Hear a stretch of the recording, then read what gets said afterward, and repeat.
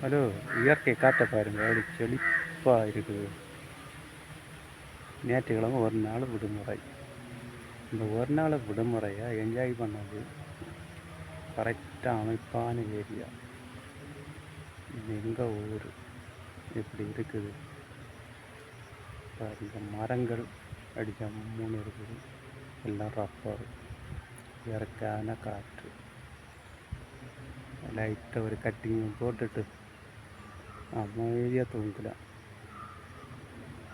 ஒரு 4 மணிக்கு கிளம்பலாம், லைட்டாக போட்டால். இப்படி இருக்குது, அப்படி இருக்குது. இதெல்லாம் என்ஜாய் பண்ணது இங்கே தான் வரணும். இயற்கை காற்று, வீட்டுக்கு ஒரு 2-3 மரம் வளர்த்தா இது போல் இருக்கலாம். கோடை காலில் ஃப்ரீயாட்டு உறங்கலாம்.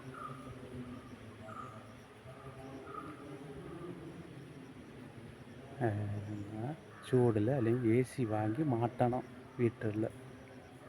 பார்த்துடுங்க எப்படி இருக்குதுங்க. மரத்தை அழிச்சா வாழக்கவே முடியாது. அதை யோசிங்க மக்கள், நீங்கள் தான் யோசிக்கணும். நான் ஒரு 10 மரம் வச்சேன் பாருங்க, எப்படி இருக்குது. இதுதான் என் தோட்டம். பசுமாடு கட்டுக்கிட்டு, இதுதான் ஒரு தங்கம்புள்ள.